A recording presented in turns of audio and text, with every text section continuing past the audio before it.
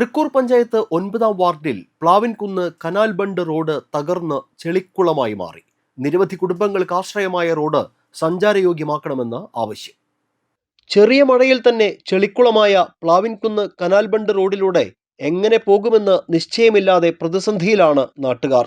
500 മീറ്ററോളം വരുന്ന ഈ പാത ഇപ്പോൾ ചെളിക്കുളമായി മാറി.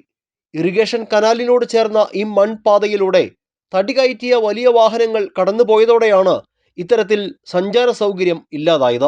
റോഡിന്റെ രണ്ടറ്റത്തുമായി താമസിക്കുന്ന നിരവധി കുടുംബങ്ങൾക്ക് യൂണിയൻ വഴി ഭരത റോഡുകളെ ബന്ധിപ്പിച്ചുള്ള യാത്രയ്ക്ക് ഏറെ സൗകര്യപ്രദമായ പാത സ്കൂൾ വിദ്യാർത്ഥികളടക്കമുള്ളവർക്ക് വലിയ ആശ്രയമായിരുന്നു. റോഡ് ടാർ ചെയ്ത് നവീകരിക്കുമെന്ന് ഏറെ നാളായി പറയുന്നുണ്ടെങ്കിലും നടപടികൾ എങ്ങും എത്തിയില്ല. യൂണിയൻ വഴിയോട് ചേർന്നുള്ള 77 മീറ്ററോളം റോഡ് നവീകരിക്കുന്നതിന് നടപടികൾ പൂർത്തിയായിട്ടുണ്ടെന്ന് വാർഡ് മെമ്പർ സംഗീത ദിവാകരൻ പറഞ്ഞു. പ്ലാവിൻകുന്ന് കനാൽ ബണ്ട് റോഡ് അടിയന്തരമായി നവീകരിക്കേണ്ടത് ആവശ്യമാണെന്നും ഇറിഗേഷൻ വകുപ്പിന് ഇക്കാര്യം ആവശ്യപ്പെട്ട് കത്ത് നൽകിയതായും വാർഡ് മെമ്പർ പറഞ്ഞു. ഈ പ്ലാവിൻകുന്ന് കനാൽ ബണ്ട് റോഡ് ഒരു 10-12ഓളം വീട്ടുകാർക്ക് അത്യാവശ്യമുള്ള റോഡാണ്.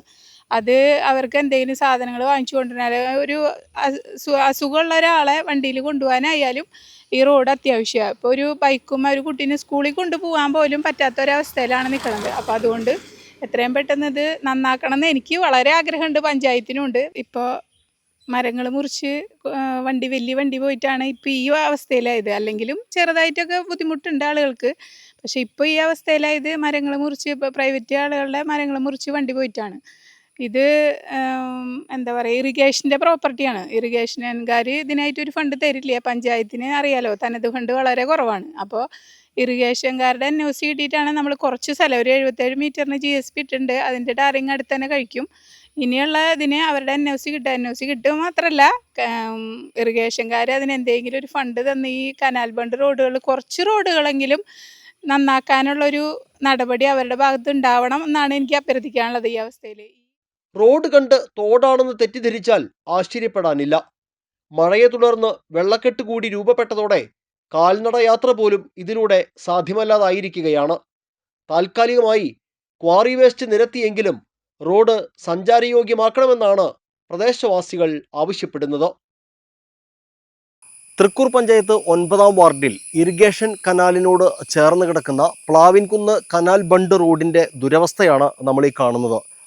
ചെളി നിറഞ്ഞ ഈ വഴിയിലൂടെ കാൽനട യാത്ര പോലും അസാധ്യമായ സ്ഥിതിയിലാണ്. നിരവധി വീട്ടുകാർക്ക് ആശ്രയമായ ഈ റോഡ് നവീകരിക്കണമെന്ന് പഞ്ചായത്തിന് ആഗ്രഹമുണ്ടെങ്കിലും ഇറിഗേഷൻ്റെ അധീനതയിലുള്ള ഈ സ്ഥലം വിട്ടുകിട്ടാത്തതാണ് തടസ്സമായി നിൽക്കുന്നത്.